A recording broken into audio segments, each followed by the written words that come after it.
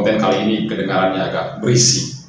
Itu karena lokasi saya bikin konten ini dekat sekali dengan jalan raya, jadi suara kendaraan yang lewat itu mungkin terdengar sekali. Jadi saya mohon maaf kalau noise-nya mengganggu suasana kalian.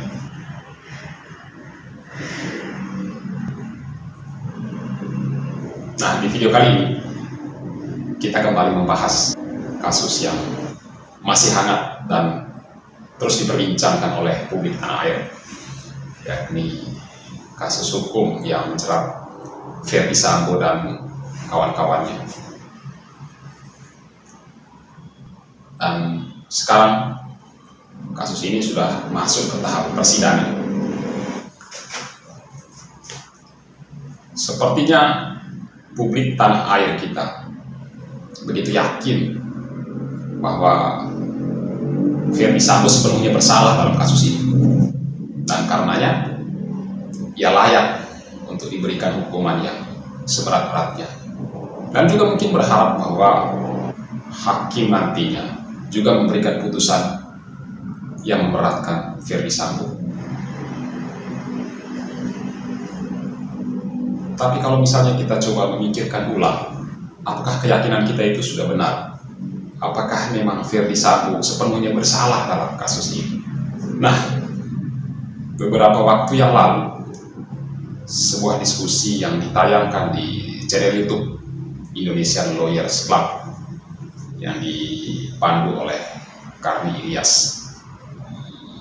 Ada beberapa pakar hukum tanah air yang juga turut hadir dalam diskusi tersebut. Salah satunya adalah Profesor Otto Hasibuan. Kita tahu bahwa Prof. Otto pernah menjadi pengacara Jessica Kumala Wongso dalam kasus kopi sianida beberapa tahun yang lalu. Dalam diskusi tersebut, Prof. Otto memaparkan analisanya yang cukup panjang. Penggalan kalimat analisa yang dipaparkan oleh Prof. Otto dalam diskusi tersebut bunyinya seperti ini. Ferdy Sambo memerintahkan Baradae untuk menembak, tapi Baradae justru membunuh Brigadir Joshua. Maka dalam hal ini Ferdy Sambo bisa membela diri dengan mengatakan, saya tidak memerintah membunuh, saya memerintahkan Baradae untuk menembak, dan kalau menembak kan bisa di kaki.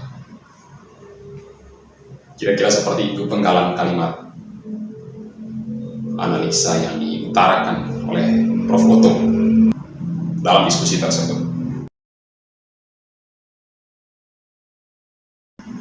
Teman-teman, coba Anda bayangkan kalau misalnya logika itu yang dipakai oleh Ferdy Sambo untuk membela diri di pengadilan. Misalnya Ferdy Sambo mengatakan, yang mulia, saya tidak pernah memerintahkan Baradae Eliezer untuk membunuh Brigadir Joshua. Saya hanya memerintahkan dia untuk menembak. Dan misalnya ketika di cross check, ternyata benar bahwa Ferdy Sambo memang hanya memerintahkan Baradae Eliezer untuk menembak. Dan jika situasi itu yang terjadi di pengadilan, maka besar kemungkinan Ferdy Sambo lolos dari hukuman yang seberat-beratnya seperti yang diharapkan oleh publik selama ini. Jika itu yang terjadi, maka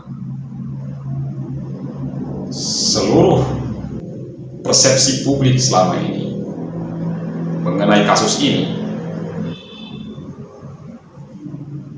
jungkir balik semuanya. apa yang diyakini oleh publik bahwa Ferdy Sambo sepenuhnya bersalah, ternyata fakta di persidangan justru berkata lain. Jadi apakah Ferdy Sambo sangat mungkin bisa lolos dari hukuman yang seberat-beratnya?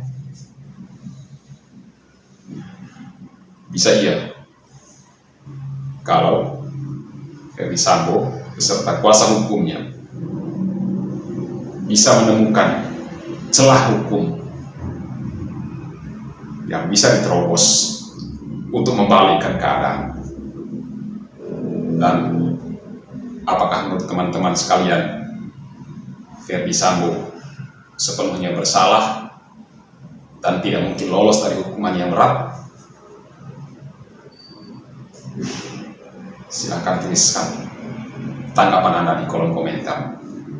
Kita tetap berharap agar proses hukum terhadap kasus ini tetap berjalan dengan baik demi menegakkan keadilan. Sekian, terima kasih.